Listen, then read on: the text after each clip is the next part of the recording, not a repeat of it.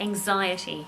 The word anxiety gives me anxiety. I don't know about you, but it's a word that we hear very commonly when in conversation these days, and that is because 1 in 4 adults in Australia and 1 in 5 children does have or diagnosed anxiety disorder sometime during their lifetime.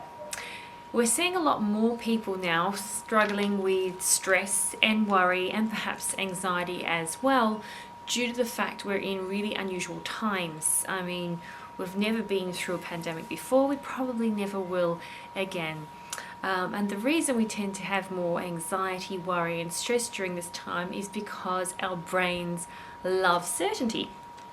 They like to be able to predict the future, because if you can predict the future, you can make a plan to stay safe. So that's all our brain really wants us to do, is stay alive and stay safe. And at this point where things are unpredictable and life is changing every day, that's when we're going to have a few hiccups. Okay, so I thought that I'd just talk about what anxiety is. Not only what it is, but also in future videos talking about different tips that you can use to implement so that you can get that feeling of worry or stress under control.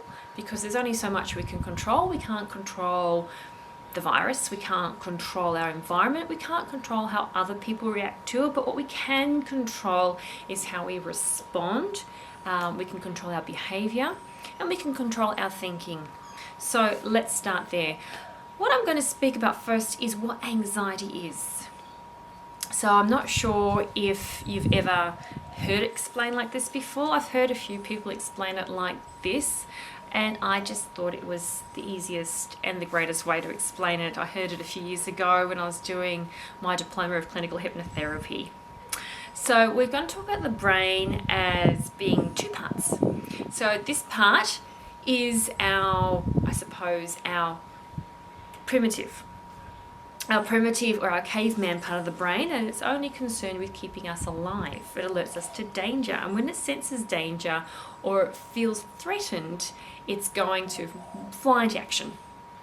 And then we're going to talk about the top part of the brain, the lid, which is our frontal cortex, which is where our thinking and our analytical part of the brain is.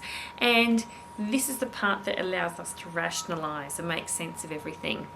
Now, when we're feeling really worried or excessively stressed, what happens is we flip our lid. When we flip our lid, the part of the brain that is rational, that makes sense of things, that allows us to think, isn't going to work. It's dissociated from the part of us that's going to keep us alive. And this part of the brain doesn't care if what you're doing seems strange or unusual. All it wants to do is keep you alive. For example, have you ever seen a child flip their lid in a supermarket? Maybe the mum's at the checkout and there is a child there, and you know how they put the lollies right at the eye level of the child. Of course the child wants to have it. Supermarkets know that. And mum says no. The child completely flips their lid. When the lid has flipped, so to speak, they have a meltdown. They may be on the ground, they may be kicking, they may be screaming, and the mum may even be trying to calm them down at this point, maybe trying to tell them to stop crying, stop doing that. And it's pointless. It's pointless because once the lid has been flipped, it's just going to do whatever it has to do. So when the tantrum or the meltdown is over, only then, when the lid is popped back on, are you able to rationalize, have a conversation and find out what's going on.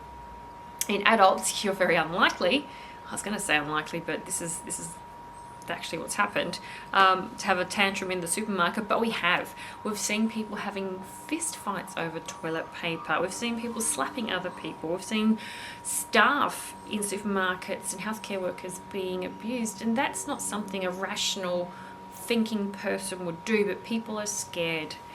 So anxiety is really rampant at the moment, and I hope that some of the videos I talk about can really help you and give you the tools you need to feel better. I'm Olivia Walford, I'm a hypnotherapist in Melbourne.